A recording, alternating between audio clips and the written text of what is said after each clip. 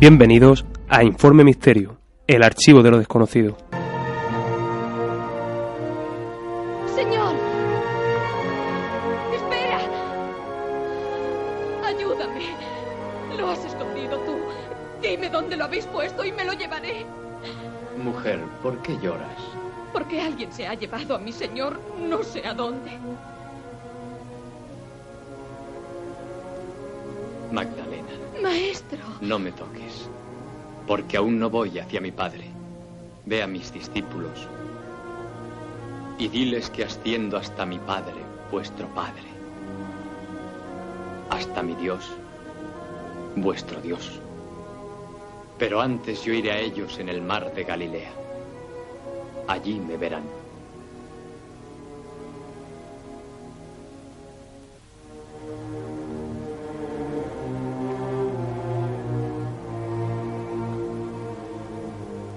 Ha resucitado. Buenas noches a todos, mi nombre es Adrián Aranda y aquí comienza el tercer programa de Informe Misterio. Como habrán podido imaginar, en esta ocasión nos desmarcaremos de nuestra zona de trabajo e investigación para tratar un tema más general, muy acorde con la fecha en la que nos encontramos, y siendo fieles a nuestra seña de identidad, el misterio.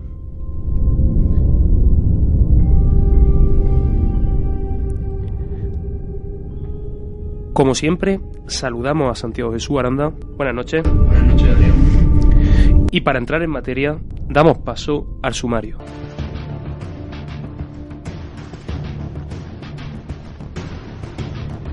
En nuestro tercer programa hablaremos sobre la Sábana Santa.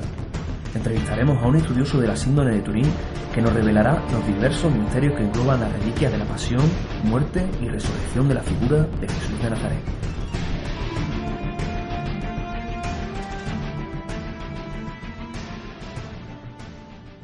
Esta noche tenemos el placer de entrevistar a don Antonio Arévalo, arqueólogo experto en el estudio de la Sábana Santa con más de 35 años de experiencia. Buenas noches, Antonio. Siendo conscientes de la amplitud del tema que nos ocupa, vamos a sintetizar para abordarlo lo máximo posible en el tiempo del que disponemos. Y para no dar más rodeos directamente, ¿qué es la Sábana Santa? La Sábana Santa es un lienzo que se conserva en la Catedral de San Juan de Turín.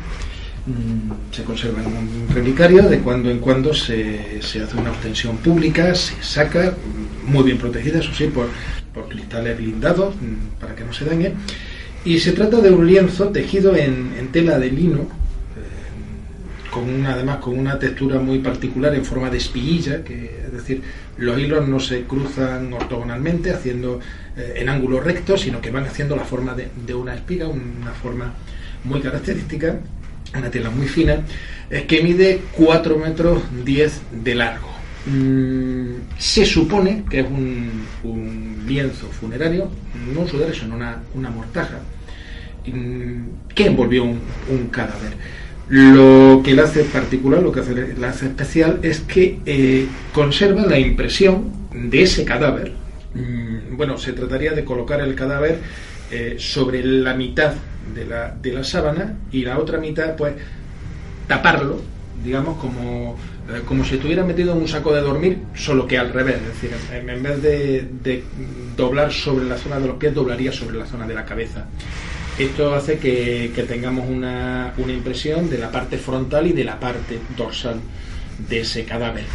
Eso ya de por sí es muy extraño, lógicamente, tan extraño que no se conserva ningún otro lienzo de ninguna época que tenga algo ni siquiera remotamente parecido, ya a simple vista, pero es que además la impronta de ese cadáver que conserva la síndrome de Turín, la Sábana Santa, concuerda paso a paso con todo lo que sabemos de la pasión de Jesucristo según se narra en los evangelios. O sea, literalmente paso a paso, cada una de las heridas, cada una de las lesiones infligidas a Jesús de Nazaret se encuentra reflejada en la impronta de la Sábana Santa de Turín, con lo cual se supone que estamos ante el lienzo funerario que envolvió a Jesús de Nazaret en las pocas horas que estuvo en la tumba. Antonio, ¿cuándo y dónde se descubre la Sábana Santa? El tema realmente es bastante complejo. A la Sábana Santa no se le ha perdido la pista desde el siglo XIV.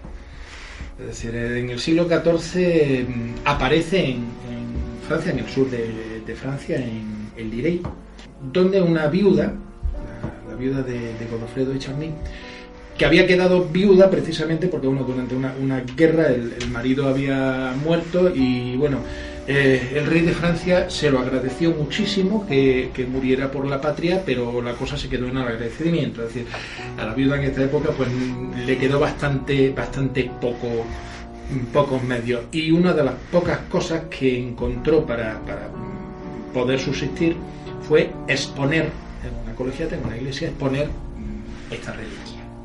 En principio pertenecía a esa familia, estaba en poder de esa familia. Efectivamente. La familia de Charny, ahora podemos ver el cómo se supone que pudo llegar, pero el caso es que esto se expone, se había pedido permiso, pero cuando realmente, digamos que en términos modernos, se destapa el escándalo fue cuando el obispo Pierre Narcís, el obispo de la zona, manda una carta a sus superiores diciendo que vamos a ver, que esto es mentira, que aquí se está exponiendo una reliquia que es absolutamente falsa, porque él de hecho conoce a un pintor que dice que la ha pintado. El propio obispo es el que desacredita El obispo dice, esto es mentira porque hay un hombre que es pintor, que yo lo conozco, que a mí me ha asegurado que esto es así. Bueno, cuando esto llega a los superiores, directamente le dicen que se calle, que no, porque lo primero que dice, ¿dónde está el pintor? En ningún momento el obispo dice que no es el pintor ni nada por el estilo. Y de hecho pues se le permite a la viuda seguir poniéndola públicamente. Desde esta época ha cambiado de dueño, porque la familia Charny finalmente se la vendió a los príncipes de Saboya en su momento, en concreto por aquí tengo apuntado, en 1453 se la vendió al duque Luis de Saboya, que luego van a reinar en Italia, pero ya en el siglo XIX, cuando se unifica Italia. Ha cambiado de sitio, pero desde el 1357, que es cuando se destapa este escándalo con el memorándum d'Arcis, no se le ha perdido la pista a la sábana santa, es decir, se ha sabido siempre dónde estaba. La misma sábana que hoy en día está expuesta es la del siglo XIII. Efectivamente, o sea, no se le ha podido pegar un cambiazo. Esto es muy importante por una razón, porque entre las acusaciones de falsificación que ha habido, algunas de lo más peregrinas, porque yo creo que ha faltado decir, alguien dice, no, eso es una fotocopia, y todavía estamos a tiempo de que a alguien se le ocurra decir algo así. Una de las cosas que se ha llegado a decir es que realmente es una fotografía, un experimento fotográfico que hizo Leonardo da Vinci. Nada más dice, porque está clarísima la semejanza física entre el hombre de la síndone y Leonardo, aparte de la diferencia de altura, que es notable. Todos los hombres con pelo largo y con barba se pueden llegar a dar un aire en algún momento. El problema es que Leonardo da Vinci nació un siglo después de que apareciera la sábana, con lo cual, por muy precoz que fuera, totalmente... No hay posibilidad de plagio, ¿no? Desde el año 1357 no se le ha perdido la pista a la sábana santa, con lo cual cualquier intento de falsificación, tendría que ser anterior a esa época. Desde ese mismo momento, Antonio, se le considera ya como la sábana que envolvió el cuerpo de Jesús de Nazaret. Sí. Siempre la iglesia en algún momento se ha mostrado reticente, no hay una postura oficial. En ese sentido hay mucha gente que dice, es que cuando la iglesia no certifica de alguna manera la autenticidad de una reliquia o de una aparición, quiere decir que está en contra. No, de hecho la iglesia es tremendamente reacia a dar su beneplácito, no ya solo al tema de las reliquias, sino al tema incluso de curaciones milagrosas, de apariciones de la Virgen o de los santos, incluso de estigmatizaciones. La Iglesia no suele dar ese certificado. Se mantiene un poco al margen en ese aspecto. Digamos que la postura oficial de la Iglesia es que la revelación se dio en época de Jesucristo. A partir de ahí, cualquier otra revelación sería algo extraordinario que habría que analizar caso por caso. Anteriormente a ese momento en el que aparece, ¿se sabe dónde se sitúa la sábana santa? Hay algunas pistas, porque claro, aquí lo que choca por un lado decir, bueno, ¿se puede conservar realmente una tela de época del Imperio Romano en esas condiciones? La respuesta es que sí. De hecho, pues se conservan fragmentos de tela mucho más antiguos y por ejemplo, tenemos unas sandalias de esparto que se conservan del Neolítico en España, en la zona de Almería, en Albiol, en la cueva del murciélago. Y bueno, hay unas sandalias de esparto que se conservan perfectamente. ¿Por qué? Pues porque quedaron en una cueva, en un ambiente en el que no le dio la luz, sobre todo no hubo cambio de temperatura brusco, con lo cual no se pudrió el esparto. Se conservan bastantes piezas de tela de época romana en sitios, o bien porque se han conservado en ambientes muy húmedos. De hecho, si el material orgánico se hunde totalmente en agua o está en zonas pantanosas, se puede conservar extraordinariamente bien y sorprendentemente bien. El problema es luego cómo lo recuperas, porque claro, en el momento que lo secas, te lo cargas, con lo cual es complicado. Por eso los barcos hundidos se conservan también. El problema es cómo se saca el barco sin cargárselo. Y luego se puede conservar también muy bien en zonas muy áridas. Por ejemplo, en la zona de Siria, de Egipto, se han conservado túnicas completas, tendas de campaña completas, estandartes de época romana. Por la temperatura, imagino. Efectivamente, y sobre todo por la temperatura, por la sequedad del ambiente. No hay nada que pudra. O sea, en este caso, si fuera realmente el sudario de Jesús, la mortaja de Jesús, es normal que se conservara con especial cuidado y que, bueno, no se estaría paseando de feria en feria, ¿no? Por lo cual, se puede conservar, sí. Ahora, la cuestión es cómo llegamos desde ese siglo I, en que fue la crucifixión, hasta el siglo XIV, en el que aparece. Hay un manuscrito de un siglo antes, el primer manuscrito que se conserva escrito en húngaro, por cierto, en el que hay una ilustración sobre la sepultura de Cristo, en el que hay algo dibujado que se parece asombrosamente a la sábana santa, sobre todo porque aparecen unos parches en forma de L en las esquinas, que la sábana santa también los tiene, con lo cual ya choca un poco y podría ser una ilustración de la sábana santa. Y luego hay una historia de otro paño también relacionado con Cristo, que es el mandilión. Mandilión sería algo así como pequeña tela, toallita. Hay una historia apócrifa de la época de Jesucristo sobre el rey Akbar, que era el rey de Edesa, que supuestamente le mandó una carta al propio Jesús y le dijo que él estaba enfermo. Yo sé que tú curas a la gente y sé que tus enemigos te están preparando una trampa en Jerusalén.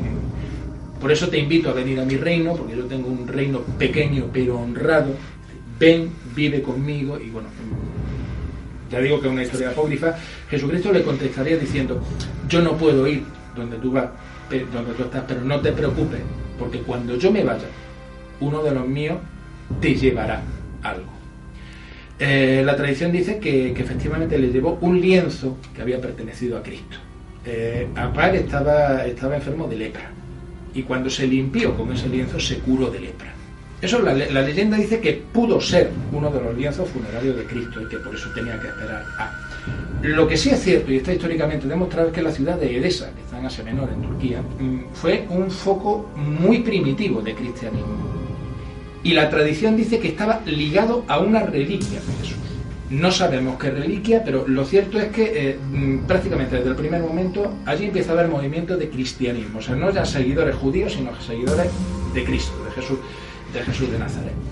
Luego lo que aparece en Constantinopla es una pieza que se llama el mandilion akeiropoieton. Akeiropoieton significa no hecho por manos humanas. En esa pequeña tela se ve una cara que se identifica con la cara de Jesús. Se ve mal, se insinúa más bien, se intuye. Aquí habría que hablar de la famosa leyenda de la Verónica, una leyenda que no aparece en los evangelios, aparece en los evangelios apócrifos, en la que se habla de una mujer que bueno, durante la vía dolorosa limpia la cara de Jesús y queda impresa en un lienzo.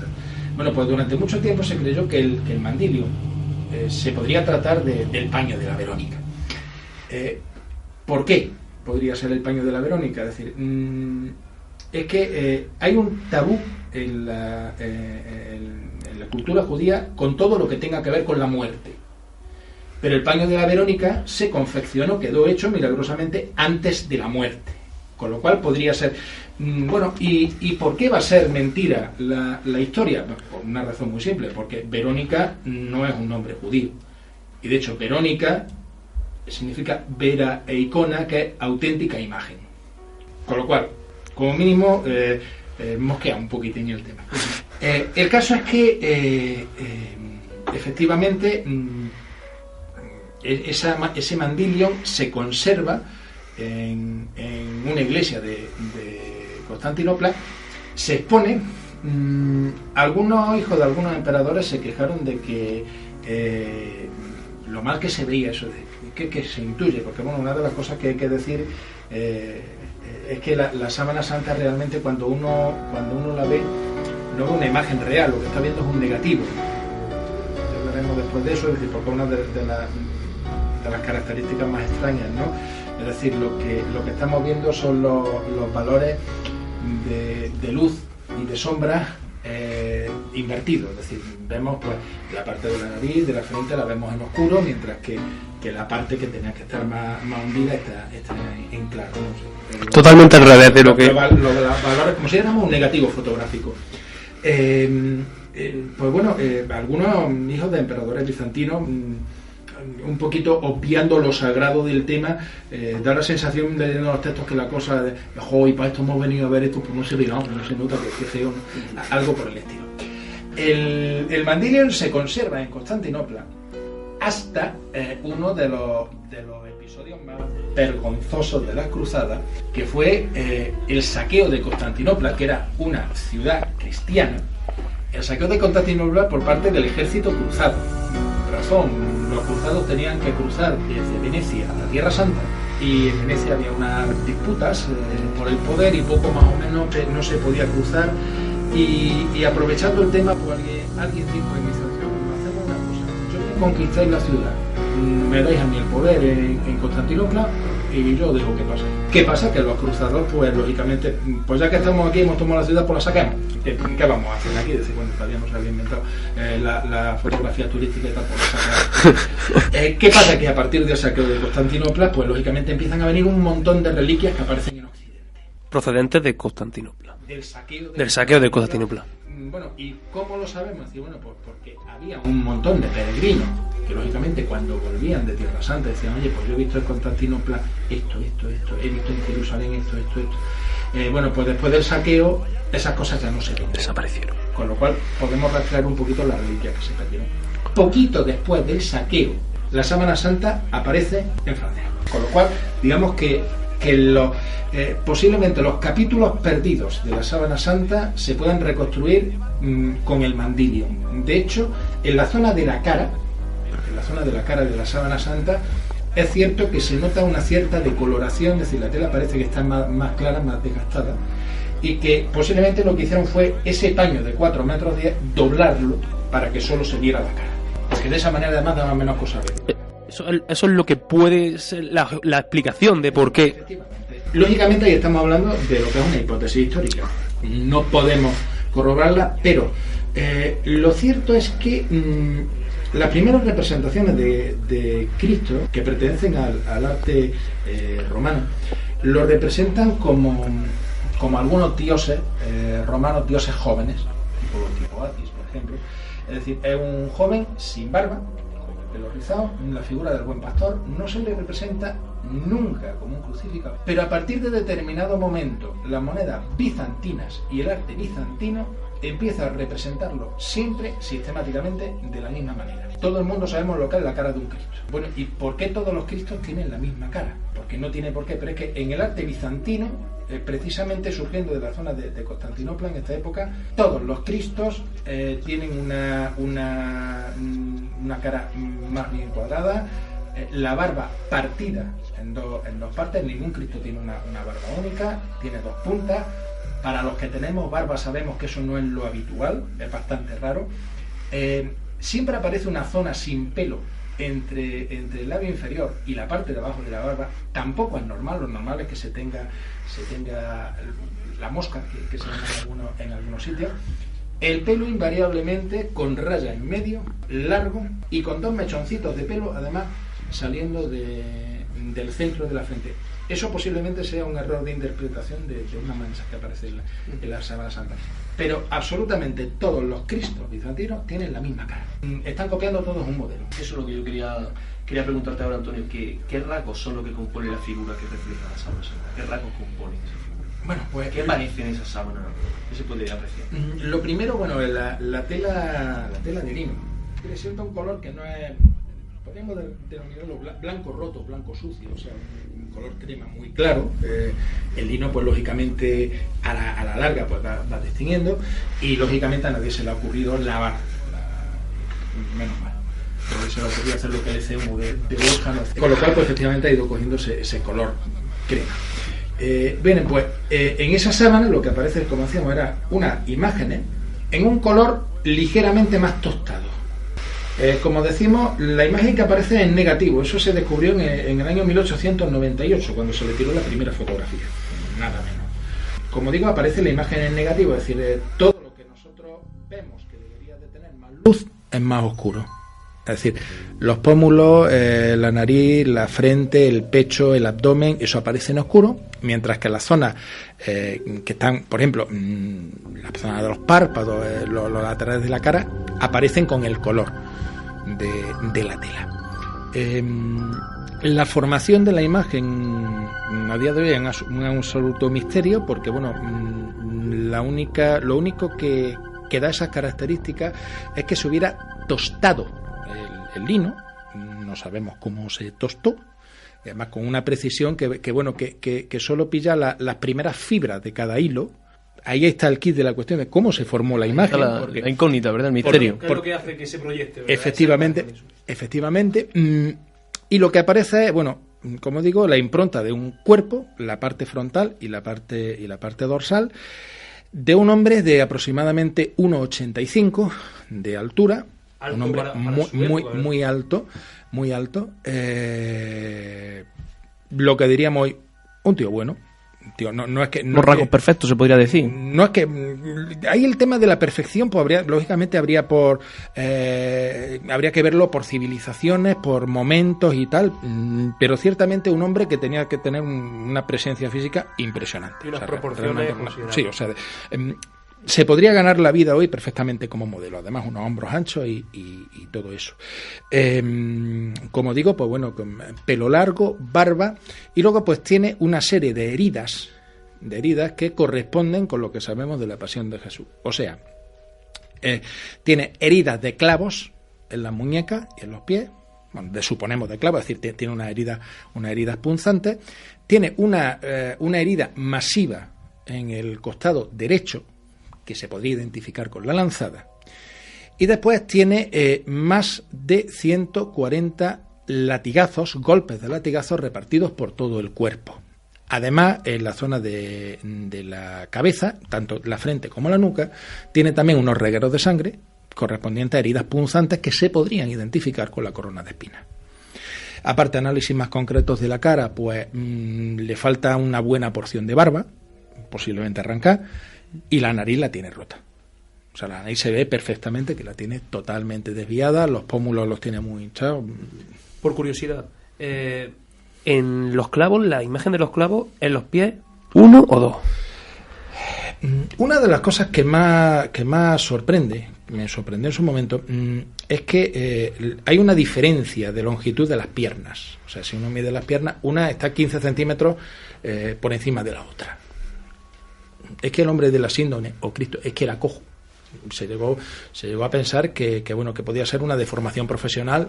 Su puesto era carpintero, que se cargara siempre los maderos en un hombro, y acabó. Es cierto que esa deformación se le da, doy fe. ¿Podría explicar eso? Raro. Pero eso, perdona, eso es un hecho. Que era 15 centímetros. Sí. Eso está claro. Efectivamente. Y luego otro detalle es que las cruces bizantinas, si las recuerda la gente, bueno, cualquiera que se meta en internet la puede ver, tienen el palo vertical, tienen un palo horizontal donde irían clavados las manos, pero el palo donde van clavados los pies, el supedaneum, que se llama, en las cruces bizantinas siempre está torcido. Se pueden ver si cualquiera busca en una iglesia de la religión ortodoxa, que suelen tenerlo en las cúpulas, por ejemplo de Rusia, la catedral de San Basilio, que está en la Plaza Roja y tal, van a ver como ese palo, bueno, los bizantinos ya se dieron cuenta de ese detalle, de que un pie estaba más alto que otra, y lo explicaron de esa forma. Hay muchas formas de explicar el por qué un pie está más alto que otro si estamos hablando de un crucificado, como parece el caso. Es decir, la más simple, que un pie estuviera encima del otro. Con lo cual, una pierna tiene que estar estirada, pero la otra tiene que estar ligeramente encogida. Con lo cual, explicaría esa diferencia. Eso, lógicamente, pues una vez que se desciende el cuerpo muerto, por el tema del rigor mortis, está tieso y la pierna se queda ligeramente encogida. Eso explicaría lo de los 3 clavos. Y otra opción sería que se estirara para clavar la primera pierna, y ahora una vez que te estiran totalmente de un lado, por mucho que estiren del otro ya no puede estirar, con lo cual uno se quedaría por encima del otro, con lo cual también podríamos ir a los 4 clavos. Es que es muy complicado, incluso porque eso ya sería meternos en otro tema, que precisamente es lo que estoy intentando ahora, es una de las investigaciones que llevo ahora, es exactamente cómo fue la crucifixión. Es que porque no se sabe. Hay imágenes, hay algunas imágenes, por lo que conozco, que en vez de tener un clavo en los pies, tienen 2. Sí. Por eso la pregunta de 1 o 2 clavos. Hay curiosamente, el hecho de que haya no ya un lienzo funerario, sino que haya una sepultura para un crucificado, es algo absolutamente insólito. O sea, el crucificado, lo primero, se dejaba allí para que se lo comieran los pajaritos, y lo poco que quedara del crucificado, pues se bajaba y se tiraba. Eso nos hace pensar que, a pesar de ser crucificado, le tenían a esa figura cierto respeto, ¿verdad? Sí. Veneración o algo. Todo en torno a lo que es la pasión de Jesús, la verdad que hay un montón de rasgos que no son los habituales. Lo primero, el juicio que hace el Sanedrín, de hecho no se reúne el Sanedrín completo para condenarlo. Hay una norma judía que dice clarísimamente que ningún juicio se puede hacer de noche. ¿Por qué? Porque hay que hacerlo a la luz del día para que el Señor ilumine la verdad. Luego a Jesús lo condenan de noche, pero es que algunos sanedritas, como por ejemplo Nicodemo, José de Arimatea, no estaban presentes en el juicio, con lo cual no se hizo, digamos, con las garantías incluso judías legales. No se hizo, ¿no? Luego la premura, decir, eso de colgar a alguien en la cruz sabiendo que te da el sábado, que es día sagrado, que ya era bastante malo que hubiera algún condenado judío colgando de las cruces en sábado. Pero es que encima ese sábado era doblemente santo porque era la Pascua judía. La crucifixión era una tortura que estaba pensada para durar no horas, sino para durar días e incluso semanas. Sabemos por la Cuarta Guerra Servil, la famosa guerra de Espartaco, los miles de personas que se crucificaron a lo largo de la Vía Apia se dejaron allí colgando hasta que decían, bueno, ¿cómo muere un crucificado? Dice, bueno, pues tú imagínate una persona con el cuerpo lleno de llagas, de heridas, que no se puede defender, colgado de una cruz. Pues imagínate lo que son los cuervos, los buitres, los pajaritos, el sol, el frío, la lluvia, decir, bueno, al final lo que queda ya cuando te bajan, pues lógicamente no tendrá ojos, no tendrá párpados, no tendrá nariz, ni orejas, ni labios, o sea, se lo habrán comido los cuervos. ¿Por qué? Pues porque no te puedes defender. No te puedes defender. Cristo, que ya llevaba un castigo bastante grande a su espalda, nunca mejor dicho, cuando lo crucificaron, muere en muy poco tiempo. Eso también es raro. Pero es que incluso a las 2 personas que crucificaron a su lado, a izquierda y derecha, se precipita su muerte, es decir, los rematan ¿Por qué? Es que se nos echa encima la Pascua. Y en ese sentido, pues van precisamente esos sanhedritas, José de Arimatea, y soborna a las autoridades romanas para que los dejen bajarlo y darle una sepultura. Ya eso es raro porque los romanos no permitían que a un ajusticiado se le diera sepultura. ¿A los tres se les da sepultura? La Biblia solo habla de uno de ellos, que es Jesús, y de hecho se le da sepultura muy cerca del Gólgota. Además lo dice muy claro en el Juan 19:42, el capítulo 19, versículo 42, dice: lo bajaron de la cruz y pusieron su cuerpo en un sepulcro nuevo que no había sido utilizado nunca. Muy cerca de allí, que fue luego efectivamente se guardan una serie de consideraciones con Jesús de Nazaret y con el hombre de la síndone que no son usuales. El único resto arqueológico que tenemos de un crucificado es de un poquito después de la época de Jesús de Nazaret, cuando la gran rebelión judía, que de hecho acabó con el Estado judío, Jerusalén se demolió entera.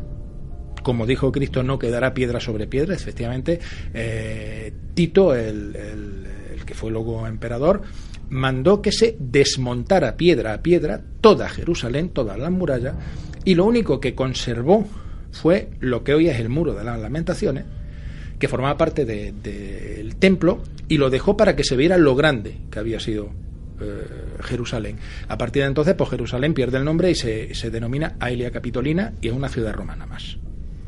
O sea, se desmonta. Bueno, pues relacionado con esa sublevación judía, bueno, algunos de los oyentes quizás conozcan la historia de Masada, donde los últimos resistentes judíos, bueno, se refugiaron en lo alto de un cerro donde había una fortaleza del rey Herodes, en Masada. Los romanos hicieron una obra de ingeniería impresionante que hoy todavía se conserva, porque bueno, Masada está en un cerro con un barranco enorme. Bueno, pues los romanos tiraron por la derecha y lo que hicieron fue rellenar el barranco con una rampa hasta llegar a la cumbre de Masada, con máquinas para romper la muralla y entrar. Bueno, pues cuando entraron se encontraron con que todos los resistentes judíos se habían suicidado antes que entregarse. Hoy Masada es un emblema del Estado judío, y de hecho pues los soldados y las soldados del ejército de Israel, el juramento de fidelidad a la patria lo prestan en Masada. Bueno, pues relacionado con esta revuelta se conservan los restos de lo que parece ser un crucificado. Estaban en una zona de la Ciudad Vieja, y bueno, por lo que decíamos de la postura, se conservan los dos huesos de los talones, los carcañales, diríamos hoy, unidos por el mismo clavo, pero curiosamente no unidos de adelante a atrás, sino como si los pies hubieran estado uno pegado al otro y le hubieran clavado el clavo desde el tobillo. Es decir, no atravesando el pie de adelante a atrás, sino de lado a lado. Como cosa muy curiosa es que entre el clavo y la carne le habían puesto una tira de madera de acacia, posiblemente para que no se desgarrara la carne, ¿no? Y con respecto a los brazos, pues el método es mucho más bestia, porque parece ser que lo que hicieron fue clavarle en mitad del brazo, en el antebrazo, y ahora dejar que por su propio peso se desgarrara hasta llegar a la muñeca, que ahí ya el método es muy salvaje, desde luego, pero es el único crucificado que tenemos. Antonio, tras las investigaciones científicas, ¿cuáles han sido las conclusiones que ha sacado la comunidad científica de lo que es la Sábana Santa? Las investigaciones científicas como tales pueden comenzar a partir de 1898, cuando Secondo Pía, un fotógrafo, la sábana estaba a punto de quemarse bastantes veces. De hecho, tiene quemaduras. La última fue hace unos 20 años aproximadamente, que hubo un incendio en la Catedral de San Juan, y bueno, cuando llegaron los bomberos, pues el problema que nos encontramos es que esto está en un relicario de plata muy bonito, que está muy bien protegido por unos cristales blindados de 5 centímetros de grosor, pero que para sacar la sábana y el relicario y ponerla a salvo hay que romper esos cristales. Y un bombero pues le tuvo que pegar más de 300 golpes, los contó con una maza, una machota, hasta que consiguió romper el cristal. Y él decía que vamos a ver, que ni contó los golpes, que había uno a su lado que sí lo estaba contando. Ha estado en peligro muchas veces. Bueno, pues en una de estas, pues cuando se inventó la fotografía ya tuvo cierto nivel, pues a alguien se le ocurrió decir, oye, ¿no sería buena idea tirarle una foto a esto? Vaya que se queme y no tengamos nada. Sin ella. Y efectivamente, pues se le dijo a Secondo Pía, que era un fotógrafo aficionado, porque en aquella época no podía haber fotógrafos profesionales todavía, que pudo hacer un par de tomas. Estamos hablando de la fotografía esta tipo cajón, que había con unas exposiciones larguísimas de 20 minutos, y que la fotografía realmente, el negativo era una placa de vidrio que había que revelar. Bueno, pues este hombre efectivamente consiguió hacer las fotos, se lo llevó a su laboratorio rápidamente en un coche de caballo, y él mismo decía en su diario que cuando vio el negativo estuvo a punto de que se le rompiera el negativo, porque casi se le cae de las manos la placa de cristal. Porque, como decimos, lo que uno ve es un negativo. Claro, cuando él vio el negativo, vio realmente la cara del hombre de la Sábana Santa. Precisamente en esa imagen es cuando ya se pueden hacer investigaciones, cuando se puede ver, porque ya no se intuye, se ve. De investigaciones que han ido destinadas a intentar verificar si es o no es. Un palinólogo, Max Frey, pues empezó a recoger muestras de polen a lo largo de toda la sábana, y efectivamente hay muestras de polen de todo el recorrido de la Sábana Santa. Es decir, o sea, actualmente se conserva en Turín, que es el norte de Italia. Hay polen del norte de Italia, pero hay polen de plantas típicas del sur de Francia, de la zona de Bizancio y de la zona de Tierra Santa. Y además con la antigüedad adecuada. Es decir, se ha podido polen que no hay ninguna otra... Efectivamente. Hay especies de plantas que son típicas de una determinada zona. Pues, por ejemplo, aquí estamos en zona de encinas y de olivos. Si uno se va a Galicia, pues va a encontrar muy pocas encinas. Encontrará robles, por ejemplo, pero encinas relativamente pocas. Eso es una de las pruebas que confirmarían la veracidad. Otra de las pruebas es determinados aspectos de las heridas que no se podrían conocer en la Edad Media. Digo, el por qué hablamos siempre de la Edad Media, porque es que desde el 1357 para acá ya la tenemos certificada. O sea, la cosa sería antes. ¿Por qué? Pues de primera, las heridas que aparecen en las manos, las heridas de los clavos no aparecen en las manos, aparecen en las muñecas. Por lógica, si nosotros colgamos un cuerpo de entre 70 a 80 kilos de un clavo por la mano, eso se raja, se le quedaría la mano totalmente abierta, pero rajada. Pero si lo clavamos de la zona de la muñeca, donde hay huesos muy sólidos y además que cruzan de un lado a otro, pues se queda perfectamente colgado. ¿Qué pasa? Que a ningún pintor medieval se le había ocurrido ese tema, y sin embargo la Sábana Santa sí que aparece. Eso quizás sean cuestiones ya de esta gente que tenía muy bien estudiado la manera de llegar a... Bueno, lógicamente la crucifixión, aunque lo parezca, no es un invento romano, es muy anterior, posiblemente persa. Se habla siempre de la tortura china, pero hay que reconocerle a los persas un refinamiento con especial mala uva para el tema de las torturas y de las penas de muerte.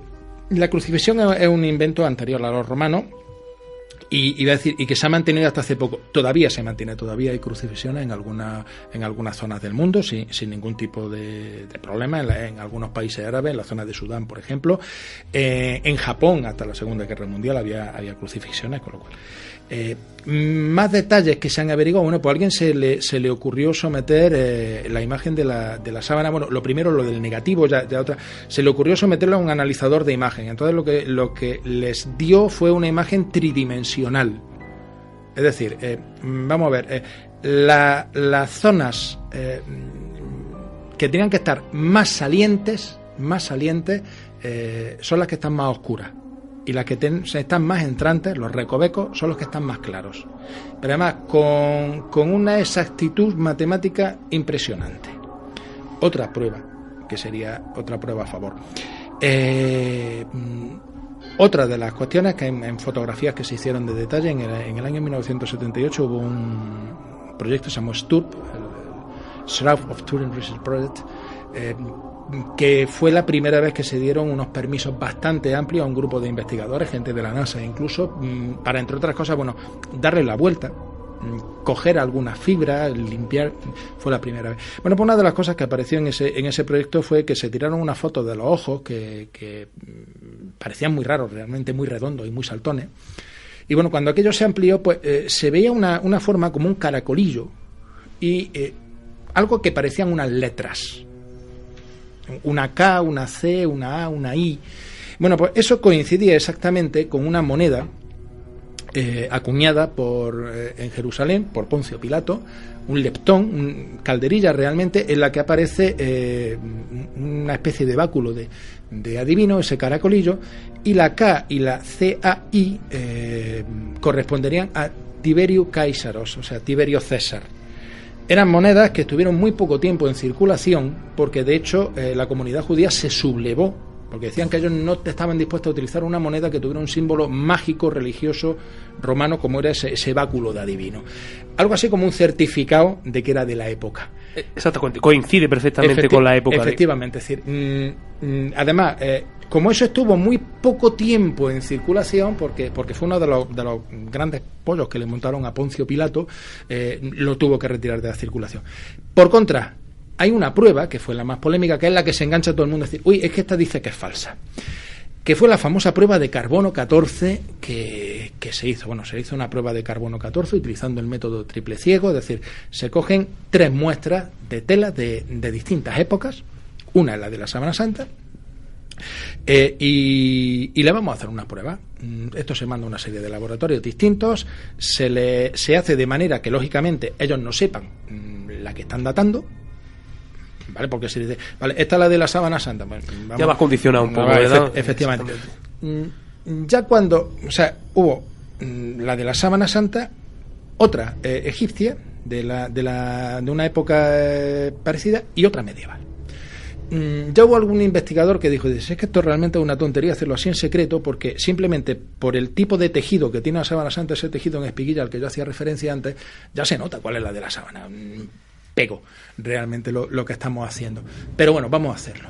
El problema es que a última hora, eso se firmó un protocolo, es decir, esto lo vamos a hacer. A última hora aparece uno de los investigadores diciendo, no, es que me han dado también esta tela. La tela en cuestión era la tela de una casulla de un obispo francés medieval, que se sabía exactamente cuándo se había tejido, porque es decir, en este año lo nombraron obispo y al año siguiente se murió. Con lo cual, lógicamente, la casulla se la tuvieron que hacer aquí. La tenemos está muy bien agotado. Perfectamente data. Y la meten también. Es decir, o sea, en vez de datar 3, vamos a datar 4. Bueno, pues curiosamente, cuando sale la datación coincide en años con la de la casulla de este obispo. Idéntica. Vale. Bueno, aquí habéis dado 3 datos, 3 muestras. ¿Dónde está la cuarta? ¿No? ¿Qué cuarta? Perdona, es que aquí se ha metido esta última. No, en el protocolo que se ha firmado aparecen 3 muestras. Ya, pero es que luego se metió última hora, ¿no? Ahí en el protocolo no aparece. Como mínimo, mosquea, porque además dice es que la fecha es la de la casulla.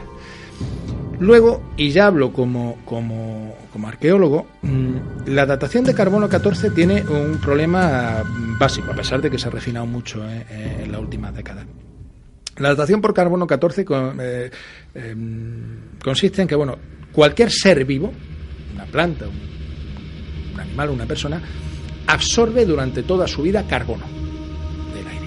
El carbono se presenta entre isótopos, uno de ellos es el carbono 14, que es radioactivo, y lo bueno que tiene es que, bueno, en el momento que cualquier ser vivo muere, pierde el carbono, menos el carbono 14. El carbono 14 queda en los restos y se va disolviendo, digamos, a un ritmo que es siempre constante.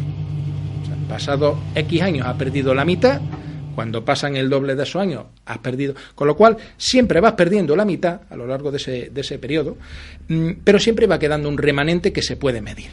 Con lo cual tú mides el remanente de carbono 14 que queda y puedes saber el momento en el que murió ese ser vivo. Es la teoría. ¿qué problema hay? A nosotros en carrera en arqueología nos decían, si tenéis intención de datar algo por carbono 14, tenéis una bolsa de plástico preparada y en el momento que salga, sacarlo ya a la bolsa.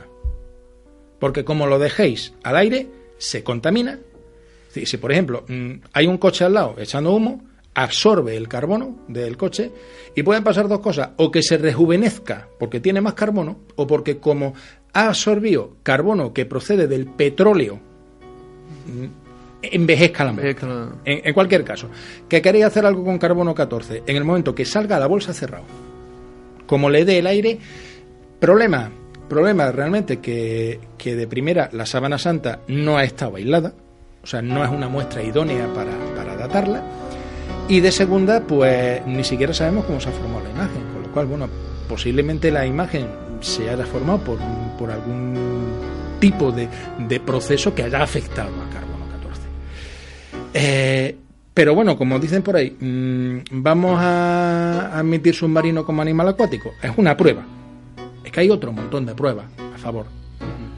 Ahora, si lo que quiera es que me pille el toro, me pilla. Pero científicamente, cuando el resto de pruebas apuntan a otra dirección, se llevan a pensar pues que es real la muestra. Efectivamente. Hay una cosa, decir, bueno, si fuera... Porque hay otra cuestión que habría que hablar de la sábana, es que la imagen no tiene... Lo primero, no tiene pigmento. Es decir, ¿cómo formamos una imagen? Pues bueno, aplicando un pigmento del tipo que sea, aplicando una pintura, como sea. En la sábana santa no. Es decir... Bueno, es que han podido utilizar un método más. Es decir, vuelvo a decir, estamos hablando, me está diciendo que en el año 1300 ha habido alguien que ha dicho, verá, ahora mismo no, pero previendo que de aquí a 7-8 siglos va a haber gente con unas máquinas muy raras, vamos a inventarnos una manera de falsificar una reliquia para sacar dinero, así como ya de primera es raro. Pero es que luego la imagen tampoco tiene direccionalidad. Y me explico, ni lo que se llaman plataformas de saturación. Cuando nosotros pintamos, mojamos en pintura y ahora esa pintura la trasladamos al lienzo, a la piedra, a la tabla que queramos y extendemos. Bueno, pues donde plantamos la pintura es una plataforma de saturación y ahora la direccionalidad es en el sentido que está extendiendo esa pintura. No existe en la sábana santa eso, con lo cual, bueno, las pruebas se acumulan y de hecho, bueno, los últimos experimentos que se han hecho es que utilizando un láser excimer, que son los láseres que se utilizan para las operaciones de miopía, bueno, pues utilizando un láser excimer sobre lino, se obtienen unos resultados de color bastante parecidos a lo que tiene la sábana santa. Es decir, vale, me parece maravilloso. ¿Y qué hacemos con un láser excimer en el siglo XIV? Y, Antonio, ¿qué se sabe del resto de reliquias de la pasión de Jesús de Nazaret? Bueno, la verdad es que dentro de las reliquias, del resto de restos, hay desde la francamente improbable. Por ejemplo, se conserva por ahí en algún sitio el prepucio de Jesús. Bueno, o hasta el... Hablamos de las más comunes, ¿no? Sí, de los clavos, Santo o sea, Grial, la cruz. Hasta el cuchillo con el que se le hizo la circuncisión se conserva. Dentro de las otras hay de todo. Por ejemplo, la verdad que curiosamente en España se conservan un buen puñado de ellas y con muchos visos de ser auténticas. Por ejemplo, en Oviedo se conserva el Santo Sudario de Oviedo en la Catedral de San Salvador, que se supone que puede ser la tela con la que se envolvía, vamos, imaginemos un cuerpo muerto que ha pasado todo lo que ha pasado Jesús, está en la cruz y ahora llega el momento de bajarlo. Pues lógicamente el montón de fluidos, cualquier persona que haya manejado un cadáver sabe lo que puede ser eso, no les parecería digno a aquella gente. Entonces lo que hicieron fue con una tela envolver la cabeza para que eso no pasara. Bueno, pues esa tela se conserva en Oviedo. ¿Qué pasa? Que algunas manchas de las que aparecen en el sudario de Oviedo coinciden con las de la sábana santa, con lo cual de alguna manera una certifica la veracidad de la otra. Y si son falsas, las falsificaron las dos a la vez y pensando, decir, no, por si alguien en el siglo XX o XXI se pone a comparar cosas, vamos a hacer esto. El Santo Grial, aparte de algunas consideraciones esotéricas de que realmente el Santo Grial es María Magdalena, la sangre real y todo eso, sí, bueno, que tiene pocos visos. La copa que estuvo en la Santa Cena de Jesús, posiblemente se conserva en la Catedral de Valencia. Hay una capilla, que es la del Santo Hay una Cáliz. cosa que me llama la atención, Antonio, es que muchas de las reliquias de la vida de Jesús están en España. Sí, y muchas. ¿Y a qué se debe eso?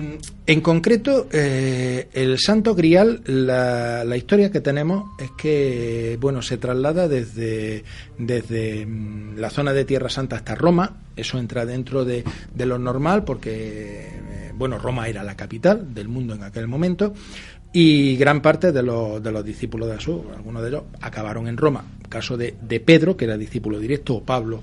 Luego, bueno, el cáliz acaba en Roma hasta el pontificado de Sixto VI. Este hombre, bueno, pues dentro de las persecuciones que hay en la Iglesia primera, pues ve que la cosa está bastante mal en Roma y se lo entregó a un legionario, Laurencio, que era de origen español, y se lo entregó con la misión de decir, llévatelo a España y luego ya veremos a ver si puede volver. Efectivamente, en España pues tuvo un periplo, quedó depositado en una serie de lugares que están perfectamente documentados, San Juan de la Peña, y después acaba en Valencia. Ya digo que la historia del resto de las reliquias es complicada, porque se supone que también una Santa Faz podría estar en Jaén. Lo que pasa que, bueno, si comparamos la Santa Faz de la Catedral de Jaén con lo que tenemos en la síndone de Turín, varía bastante.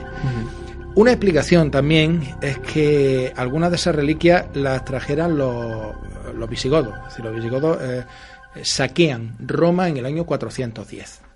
Realmente mucha gente cree que el mundo acaba en esa fecha. Esta gente después pues pasa por España. Los vándalos, saquean Roma, pasan por España. De hecho, el nombre de Andalucía procede de Vandalusía, sería. Están por la zona de España muy poquito tiempo y luego pasan a África, donde desaparecen de la historia. El Guadalquivir ha llegado a dragarse buscando si el Arca de la Alianza pudiera estar allí. Porque todo el tesoro del Templo de Jerusalén se sabe que acabó en Roma, con el triunfo de Tito, y bueno, se supone que los bárbaros lo saquearon cuando saquean Roma en el 410 y luego esa misma gente viene para España, lo cual es posible que lo trajeran. El problema es que, bueno, el Arca de la Alianza, la famosa Arca perdida, en el arco de triunfo de Tito, en el que aparecen otra serie de reliquias de la religión judía, como la menorá, el candelabro de 7 brazos, no aparece el Arca, con lo cual se perdió antes. Pero es cierto que hay muchas reliquias que aparecen en España. Y otra de las más cinematográficas, por lo menos, la llamada lanza del destino. De hecho, la lanza que aparece en muchas películas, como Constantine, por ejemplo, la lanza que se llama Habsburg, la lanza de los Habsburgos, se conserva en el Museo de Viena. Es cierto que Hitler tuvo una obsesión tremenda con esta punta de lanza. De primera, hay que decir que la punta de lanza no es romana. Una punta de lanza muy posterior, eso se ve viéndola, ¿no? Pero lo que sí parece que es real es que la punta de lanza se usó un poco como relicario de un clavo, porque es una punta de lanza muy larga, y tiene unas bandas de oro, como forrándola, y en esas bandas pone clavus domini, o sea, el clavo del Señor. Y sujeta con hilo de oro hay un clavo. O sea, parece que la lanza se usó como relicario de un clavo que sí que podría ser de la época de Cristo. Hay repartidas por toda la cristiandad reliquias. Unas tienen visos de verosimilitud, muchas no. Antonio, el tiempo no nos permite seguir adelante, la conversación ha sido súper interesante y brevemente, Antonio, me gustaría que nos diera una visión personal sobre la Sábana Santa después de una persona que lleva estudiando más de 35 años la Sábana Santa. Brevemente, Antonio. Muy brevemente, si en vez de estar hablando del sudario que envolvió a Cristo, estuviéramos hablando del sudario de Alejandro Magno, nadie dudaría de Alejandro Magno. De hecho, se han asignado cosas con muchas menos pruebas históricas que la síndone de Turín.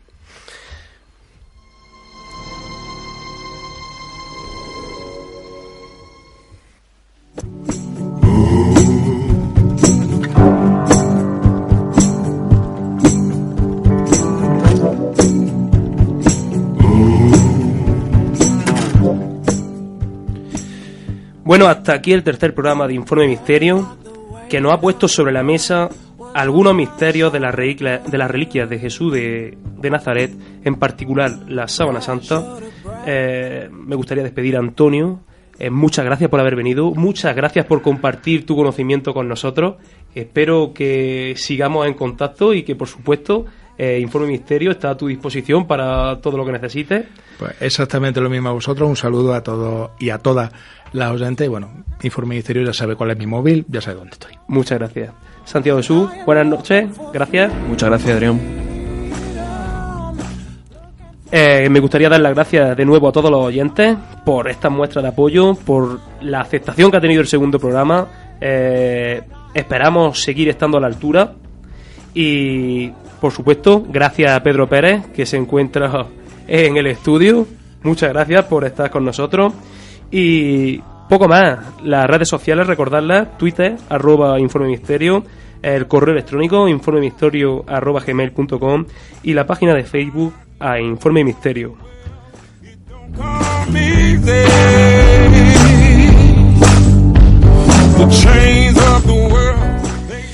Volvemos a recordar que si alguien es protagonista de algún tipo de fenómeno extraño y que quiere que investiguemos y documentemos, por supuesto, nuestras redes sociales, de manera privada y manteniendo el total anonimato, estaremos dispuestos a investigar y documentar todo lo que ocurra.